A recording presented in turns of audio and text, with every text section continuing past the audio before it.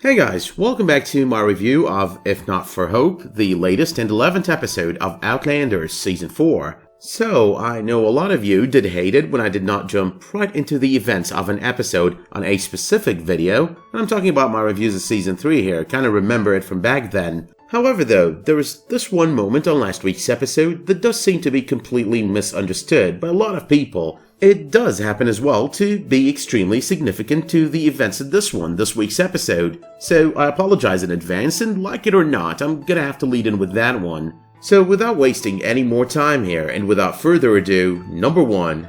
Alright, so I think there is this very important scene, which is the reason for all the confusion on last week's episode, a moment that was subject to a lot of debate, and a let's hate on Brianna moment for a lot of fans. Now I think it's all due to a simple misunderstanding. A lot of people seem to think Brianna slapped Jamie because of Roger, but if you go back and check that scene, you would realize that was not really the case. So Brianna did walk in during that scene, raging, fuming, and yelling. That much is true, by the way. But her rage, it did peak to all new levels after this one incident on that scene that some fans noticed, some did not, but some as well might have been horrified by the slap way too much. They might have ignored it completely. Now, if you think about it, it was all about her father supposedly accusing the daughter that he's known for a total of 2 minutes or something of lying about her assault. The 2 minutes, by the way, are not really literal, but rather an indication of how short a period he's known her. As audience as well, we need to remember that his competition for Father of the Year is Frank, and like it or not, like Frank himself or not, he would have never said to Brianna what Jamie ended up saying to her on last week's episode.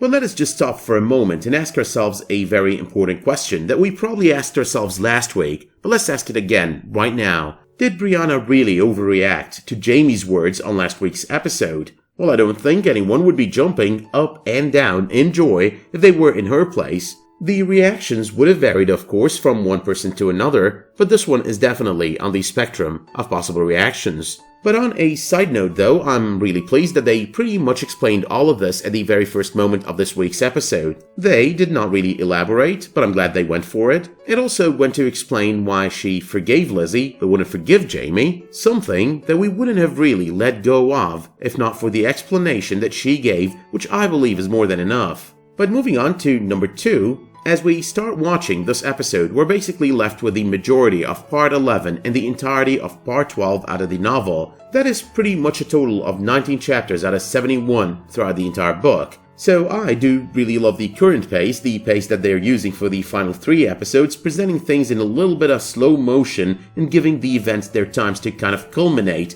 That's a really good thing. But moving on to number 3, a lot of people did not like the fact that Brianna slapped Jamie on last week's episode. A lot of people did not really like the reaction of Claire during that scene as well. So, one other thing did get explained on this episode, which is the lack of such reaction on Claire's end during that Brianna-Jamie fight, and a lot of people did not like that. I did notice a lot of rage in the comments to my episode 10 review video over her reaction or lack thereof. Now Claire does go to explain that part on this episode. You need to remember that her daughter had this traumatic experience. The man that Jamie beat was not just any man, not even just the love of her daughter's life, but instead he was also the very same guy that did all he can to help Claire to the point of figuring out that Jamie was still alive in the past and make it back to him as well. So pretty much the way she explains it to Ian, she's not really mad or upset with Jamie, but rather upset with everything else, the circumstances that got them there. She is upset about her daughter's assault, her heartbreak, and Roger's misery. But number 4, obviously there's a pretty good time jump over here because Brianna's pregnancy is showing faster, so the series is clearly trying to skip a little bit through the Claire and Jamie journey to find Roger because, long story short, they're not really in talking terms throughout the majority of it. But moving on to number 5, once again the order from the book is a bit jumbled over here, in a good way though. It all really adds to the suspense, especially when it comes to those who have never read the books before watching the series, or those who might have forgotten certain details out of the book even though having read it. I mean, it happens to the best of us. But anyway, Brianna is introduced to the public at JOCASTA's residence. We're getting back to the racism in the life of these people, and I know some people who hate the entire social justice warrior thing might be like, oh, come on. But honestly, it is the time period. Brianna comes from a time where this is not at all okay, and she's in a time where this is the thing, really. And honestly, I love it when the series or the books do address this part of the time. It does, in a way as well, speak to the more concealed, yet still very much existent racism in this current day and age.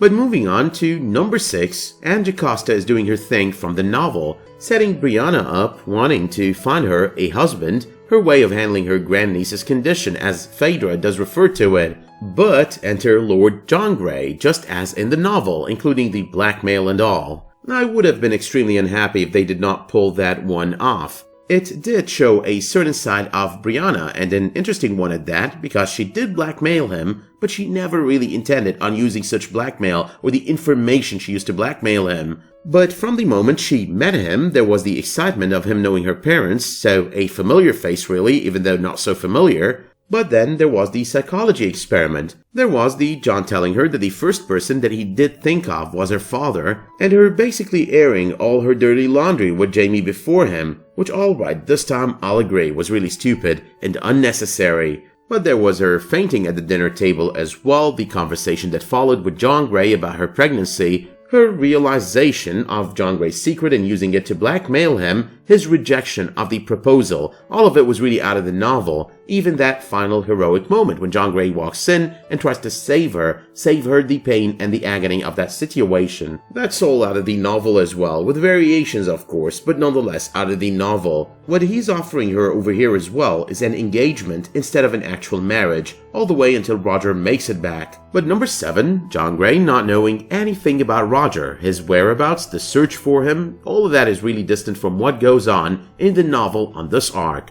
On the pages of the novel, he is heavily involved upon request from Jamie in the search and finding of Roger. But number 8, MARSALI was just amazing on this episode. I mean, I think if anyone is supposed to be an MVP on this one episode, it is most definitely MARSALI. The writing for the character, the acting for the character, everything really, all of it was amazing. Now, I don't really remember any of this being part of the book, anything similar even. But the entire thing with Murtaugh was just great. The sneakiness, I suppose. Waking Murtaugh by mistake in the middle of the night, which we all know was no mistake. The getting to this agreement with him, the standing outside listening, hoping that this gives her husband the confidence that he needs, but worrying as well that he would say yes. The excitement over the fact that it did give him the confidence boost that he needed, but at the same time that Fergus as well did prefer her and their son over all else. It was all just great, and the facial expressions on MARSALI's face, including that huge grin as she thanked Murtaugh,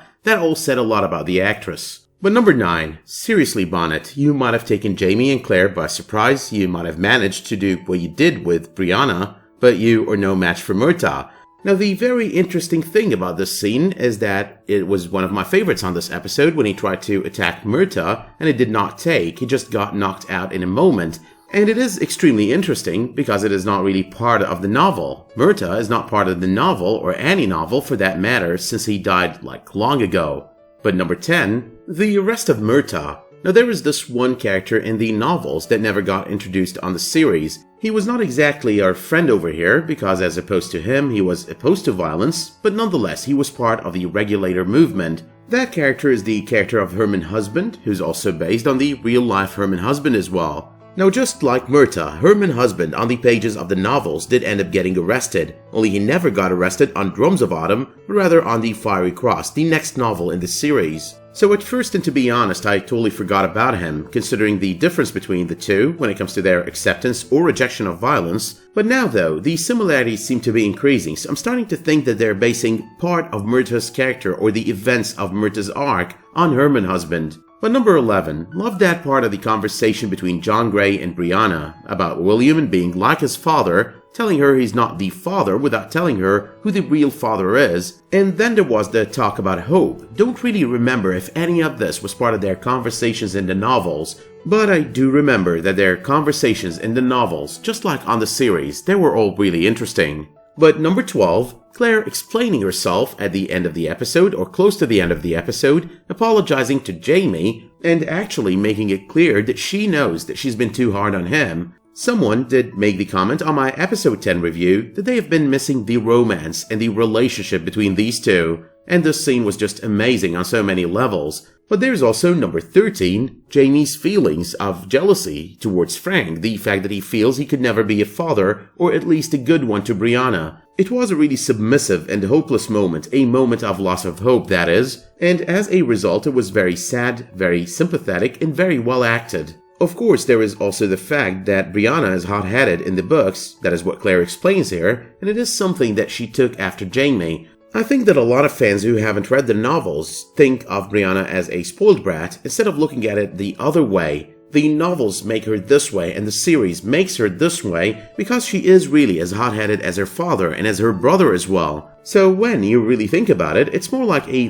father-like-daughter kind of situation rather than anything else. Now, the entire thing with Jamie and Claire kissing and making up on that scene close to the end of the episode, that was very much by the book as well. Not necessarily word for word, but you get what I mean over here. But finally though, number 14. Yes, if you have not read the novel, and as I may have spoiled in one of the comments last week, with a spoiler alert, of course, Roger is alive and has been recaptured, never went through the stones, and stands tall as a survivor. The arc though does really get interesting from here, but don't want to spoil, so that being said, I do give this episode yet another 8 out of 10. I'm still waiting for one Big 10 this season, or a 9.5 or something. This one though was extremely good. I mean, Fergus, John Grey, JOCASTA, Jamie, Claire, Murtaugh, and even Phaedra, whose role is extremely minimal. All of them did one hell of a job. Brianna as well, she did have her moments, but wasn't up there with all of these other characters. As for the MVP on this episode, I'm gonna say it once again, MARSALI, all the way. But with that being said, it was my pleasure bringing you one more review of Outlander. I think this is one of my favorite episodes so far this season, so I do hope you did enjoy it as well, and I hope you let me know what you thought of the episode in the comments down below. Let me know as well if you did like this video by dropping it one of those much appreciated likes, and if that were to be the case and you did like it, you can enable notifications for my future videos, community posts, and live streams. But until my next Outlander review, thank you all for tuning in to this review, and have a great day.